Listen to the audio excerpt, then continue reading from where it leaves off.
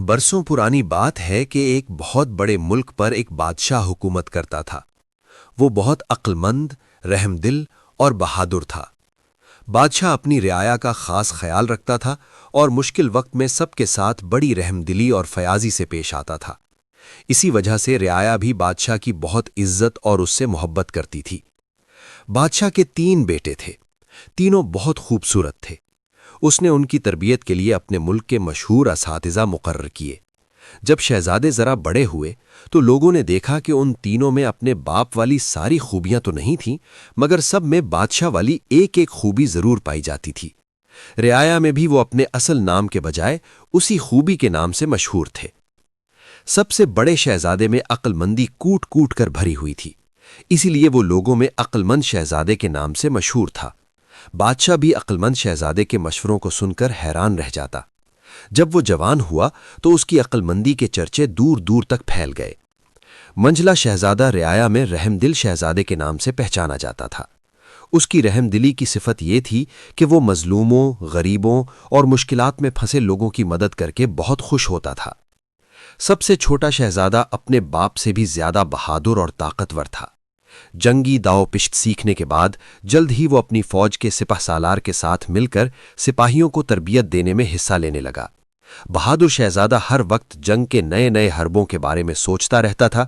اس کی جنگی مہارت کے سامنے بڑے بڑے پہلوان اور دلیر سپہ سالار جھکنے پر مجبور ہو جاتے تھے۔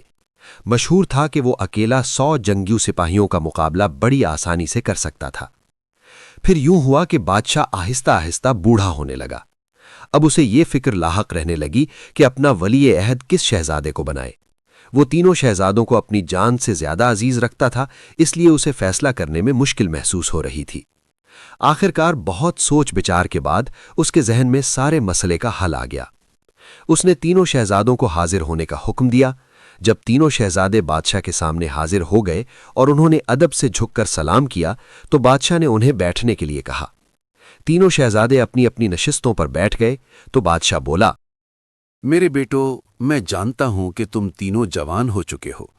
میری نظر میں تم سب برابر ہو۔ میری خواہش ہے کہ تم تینوں کو آزماؤں اور جو اس آزمائش میں کامیاب ہو اسے ملک کی حکومت دے کر اپنی باقی زندگی اللہ کی یاد میں بسر کروں۔ بادشاہ کی بات سن کر تینوں شہزادے ایک دوسرے کی طرف دیکھنے لگے۔ تینوں شہزادوں نے بیک زبان کہا، ابا حضور، اللہ آپ کا سایہ ہم پر ہمیشہ سلامت رکھے۔ جب تک آپ زندہ ہیں ہمیں بادشاہت کی خواہش نہیں ہے۔ بادشاہ اپنے بیٹوں کی فرما برداری پر بہت خوش ہوا، لیکن اس نے ان میں بادشاہت کے لیے ضروری خوبیاں پیدا کرنے کی غرض سے ایک فیصلہ کر لیا تھا۔ اس نے کہا، میں تم تینوں کو ایک سفر پر بھیج رہا ہوں، لیکن اس سفر کی خبر میرے اور تمہارے علاوہ کسی کو نہیں ہونی چاہیے۔ تم اپنے ساتھ جتنا مال و اسباب لے کر جانا چاہو لے جا سکتے ہو۔ عقل مند شہزادہ مغرب کی طرف سفر کرے گا، رحم دل شہزادہ شمال کی طرف جائے گا اور بہادر شہزادہ جنوب کی طرف سفر کرے گا۔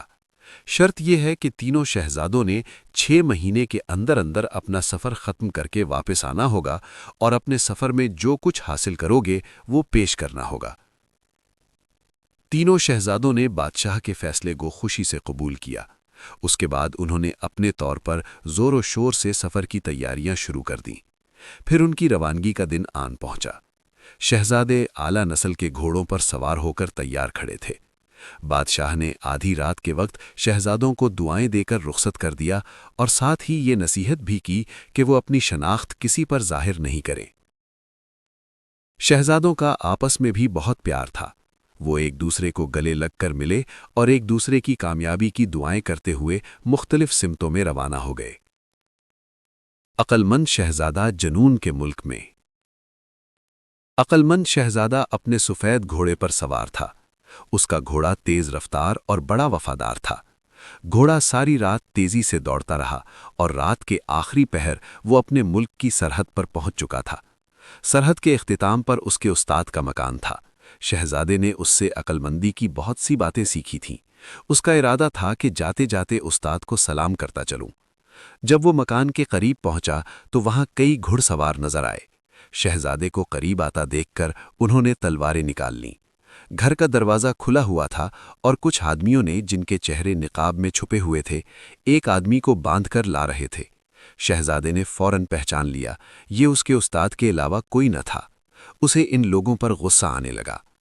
एक आदमी ने शहजादे को हुक्म दिया, अजनबी, तुम जो कोई भी हो यहां से चलते बनो, वरना हम तुम्हें कत्ल कर देंगे। शहजादे ने कड़क कर कहा, तुमने जिस आदमी को पकड़ रखा है ये मेरे उस्ताद हैं, तुम उन्हें छोड़ दो। ये सुनकर वो कहकहा लगाने लगा, तुम में इतनी हिम्मत है तो इसको छुड़ा लो, वरना हम तुम्हें पकड़ कर ले जाएंगे। शहजादा सोच में पड़ गया कि अब क्या करे।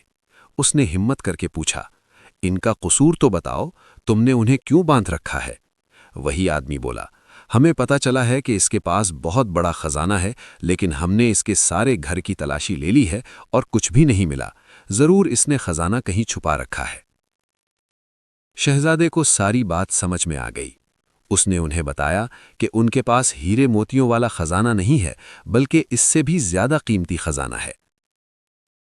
घुड़सवार हैरत से उसे देखने लगे। उनमें से एक बोला, फिर तुम्हें तो मालूम होगा कि उसने वो खजाना कहाँ छुपा रखा है। उन्होंने शहजादे को बहुत सी दुआएं दी और बताया कि तुम सूरज निकलने से पहले पहले अपने मुल्क की सरहद से निकल जाओगे। वो दुआएं समेटता हुआ तेजी से सरहद की जानिब बढ़ने लगा। जब उसने सरहद पार की तो अभी सूरज नहीं निकला था। उसके सामने सरसब्ज़ो शादाब खित्ता था। हर तरफ हरी हरी घास फैली हुई थी और फलदार दरख्त फलों से झुके हुए थे। दरख्तों के बीचों बीच शफ़ाफ पानी की एक नहर खरामा खरामा बह रही थी। शहजादा कुदरत की कारीगरी पर हैरान रह गया। इसी वक्त उसे दूर से शोर की आवाज़ सुनाई दी, जो आहिस्ता आहिस्ता करीब आ रही थी। शहजादे ने समत का अंदाज़ा लगाया और दरख्तों के एक झुंड के पीछे छुप गया। उसे दूर से कुछ लोग चलते हुए अपनी तरफ आते नजर आए। अब उनकी आवाज़ें तेज होती जा रही थीं। जब वो जरा और करीब आए तो शहजादा ये देखकर चौंक गया कि उन लोगों के सरों पर छोटे छोटे सींग थे। उसको अंदाज़ा लगाने में देर ना लगी, ये जिन थे। उनकी तादाद 15 के करीब थी और वो नहर के किनारे पर रुक गए। सबसे आगे वाला जिन उनका सरदार लगता था। वो इधर उधर देखकर ऊंची आवाज में कहने लगा, यहां तो कोई इंसान नजर नहीं आ रहा। पीछे से एक बूढ़ा जिन बोला, सरदार, हो सकता है वो नहर के दूसरी तरफ हो, हमें यहां उसका इंतजार करना चाहिए। आप ठीक कहते हैं, हम जरा जल्दी आ गए हैं, सरदार ने इस बात में सर हिलाते हुए कहा। शहजादा सोचने लगा कि हो सकता है ये लोग मेरे बारे में गुफ्तगू कर रहे हों। यहां छुपे रहने से बेहतर है कि सामने आकर उनके इरादों का पता चलाया जाए। ये सोचकर उसने अपने घोड़े की लगाम को पकड़ा और नहर की तरफ चल दिया। जारी है। आपका एक रिएक्ट हमारे लिए हौसला अफजाई है।